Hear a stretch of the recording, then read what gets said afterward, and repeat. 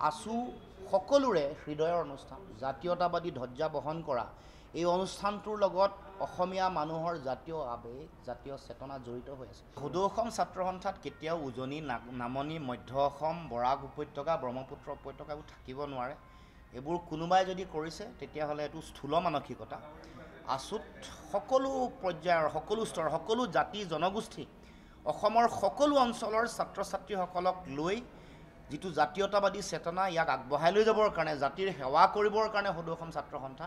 গতিকে এই জাতীয় চেতনা জাতীয় স্বাভিমান কাৰোবাৰ যদি নাই তেওঁলোকেহে এনেকুৱা বিভাজনকামী চিন্তাৰে কাম কাজ কৰিব। গতিকে মই আহ্বান জনাইছোঁ যাতে এই বিষয়টো আমাৰ সদৌ অসম ছাত্ৰ সন্থাৰ শীৰ্ষ নেতৃত্ব বা কেন্দ্ৰীয় কাৰ্যনিৰ্বাহকে তাৎক্ষণিকভাৱে যাতে নিষ্পত্তি কৰে। ছাত্ৰ সন্থাৰ ভাৱমূৰ্তি যাতে অক্ষুণ্ণ থাকে, মানুহৰ মাজত বিশ্বাসযোগ্যতা যাতে পুনৰ ঘূৰি আহিব পাৰে, তাৰ কাৰণে ক্ষিপ্ৰতাৰে কাৰ্য ব্যৱস্থা গ্ৰহণ কৰিবৰ কাৰণে মই বিনম্ৰতাৰে আহ্বান জনাইছোঁ।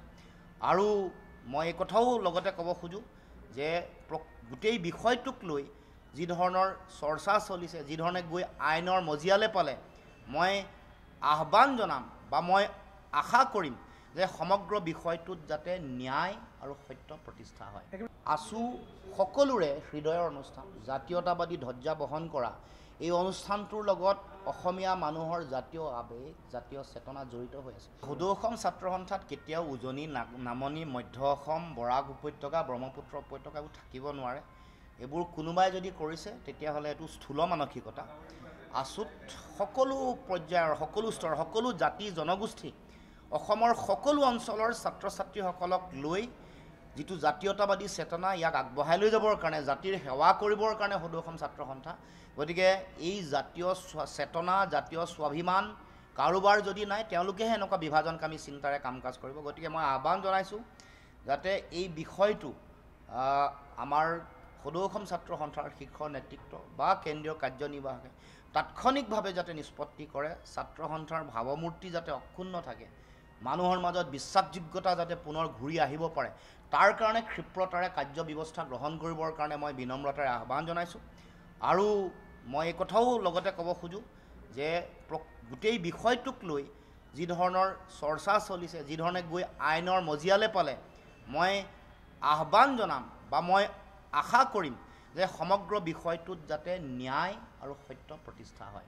আছু সকলোৰে হৃদয়ৰ অনুষ্ঠান জাতীয়তাবাদী ধ্বজা বহন কৰা এই অনুষ্ঠানটোৰ লগত অসমীয়া মানুহৰ জাতীয় আৱেগ জাতীয় চেতনা জড়িত হৈ আছে। সদৌ অসম ছাত্ৰ সন্থাত কেতিয়াও উজনি নামনি মধ্য অসম বৰাক উপত্যকা ব্ৰহ্মপুত্ৰ উপত্যকাবোৰ থাকিব নোৱাৰে। এইবোৰ কোনোবাই যদি কৰিছে তেতিয়াহ'লে এইটো স্থূল মানসিকতা। আছুত সকলো পৰ্যায়ৰ সকলো স্তৰ সকলো জাতি জনগোষ্ঠী অসমৰ সকলো অঞ্চলৰ ছাত্ৰ ছাত্ৰীসকলক লৈ যিটো জাতীয়তাবাদী চেতনা ইয়াক আগবঢ়াই লৈ যাবৰ কাৰণে জাতিৰ সেৱা কৰিবৰ কাৰণে সদৌ অসম ছাত্ৰ সন্থা। গতিকে এই জাতীয় চেতনা জাতীয় স্বাভিমান কাৰোবাৰ যদি নাই তেওঁলোকেহে এনেকুৱা বিভাজনকামী চিন্তাৰে কাম কাজ কৰিব। গতিকে মই আহ্বান জনাইছোঁ যাতে এই বিষয়টো আমাৰ সদৌ অসম ছাত্ৰ সন্থাৰ শীৰ্ষ নেতৃত্ব বা কেন্দ্ৰীয় কাৰ্যনিৰ্বাহকে তাৎক্ষণিকভাৱে যাতে নিষ্পত্তি কৰে। ছাত্ৰ সন্থাৰ ভাৱমূৰ্তি যাতে অক্ষুণ্ণ থাকে, মানুহৰ মাজত বিশ্বাসযোগ্যতা যাতে পুনৰ ঘূৰি আহিব পাৰে, তাৰ কাৰণে ক্ষিপ্ৰতাৰে কাৰ্য ব্যৱস্থা গ্ৰহণ কৰিবৰ কাৰণে মই বিনম্ৰতাৰে আহ্বান জনাইছোঁ।